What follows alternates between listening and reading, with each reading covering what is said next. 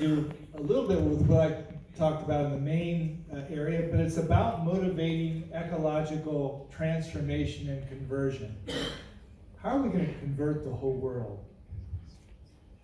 So as you know, the current global economic system is driven by this desire for a comfortable individualistic lifestyles supported by profit-driven business activities that are dependent on constantly growing consumption. That's our system. And it's broken, and it's unsustainable, and it's led our planet to have all kinds of damage from negative impacts. And you know what those are.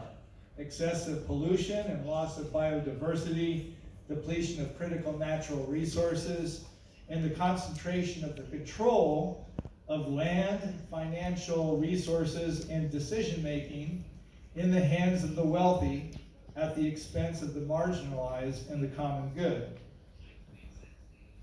More doom and gloom, right? Doesn't it sound overwhelming? How can we really have any positive impact on this global, huge ecological crisis? Well, we know for certain that one thing is that we can't just sit here and talk about it. We have to act and do something. So, you know, the Pope asked for an ecological conversion, and there are all kinds of, how would I say, personal characteristics that happen when you undergo that kind of transformation. You have a sense of gratitude and a gratuitousness that develops. You have a sense of generosity in your life. You have this loving awareness of a universal communion, a connection between people and planet. And you also have this greater creativity and enthusiasm to look for solutions. And also this feeling that somehow personally you're responsible for some of this. So, if we are to make positive changes in our lifestyles, first of all, what would motivate us to do this? I mean, come on, you know your friends, right? You know the difficulty. How do we start? How do we begin this journey? And also, kind of what changes should we make? So why should we change? Well, I think we had from one of our individual speakers today a good start when he talked about this process really starts with this examination of our own lives and perhaps the discovery that something is missing, and taking time to reflect in our relationships with the world and with those placed around us and also with the Creator. It helps us to be mindful of those amazing things, those discovering amazing things that we heard about in our earlier talk today. You know, the plants, the animals, the rivers, the rocks, the microbes. They're each waiting for us to encounter them. And when we do take the time, take a breath in our daily lives, it begins to open up all kinds of possibilities, which I think we've heard a lot about this morning. So I won't go back into that. But this one quote really stuck with me from John Muir. He's an American naturalist that was famous in American history. The sun shines not on us, but in us. The rivers flow not past, but through us. I want to read that again. The sun shines not on us, but in us. The rivers flow not past, but through us.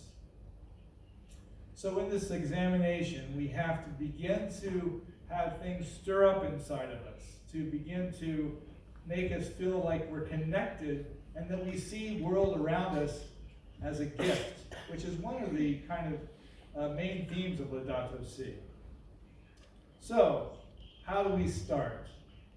Changing our behavior is not about just one big change in our life that happens all at once, but making those small changes each day.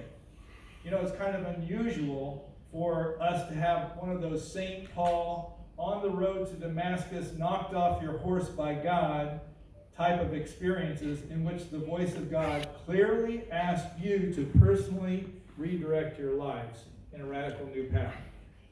That just doesn't happen that often. Except these kind of events that World Youth Day are kickstarters, if you will, to that kind of process, and helps us view things differently than when we were back home in our own countries and our own cultures. So, getting back to my basic kind of premise. Well, how do you start and what challenges are you going to face? And I'll just say this. The challenge is amazing. It's like jumping into a river and swimming against the current. And you know what that's like. The river is unforgiving. So this current of the economy you live in is just amazingly strong. It tends to overwhelm you and submerge you and sweep you down along with it in the direction it wants you to go. How do you deal with that?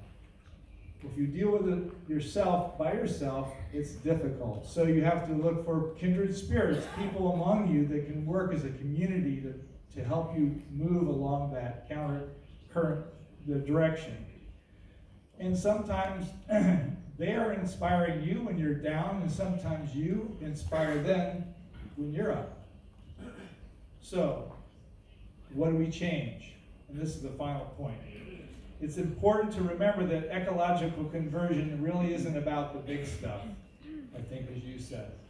It's about saving the world, not saving the world kind of actions. I'm going to go out, I'm going to change the globe. It's really about creating lasting change with these small day-to-day changes in small packages, in small increments. They're almost unnoticeable sometimes. So, with all of that, this is the kind of question we're going to grapple with in our session. What will be the greatest motivator of ecological conversion from a lifestyle of consumption to one of sustainability? And how do we create that for young people? So, what will motivate you to make the change in lifestyle? And how will we create that for you? That's what we'll deal with. Great, thanks a lot, John.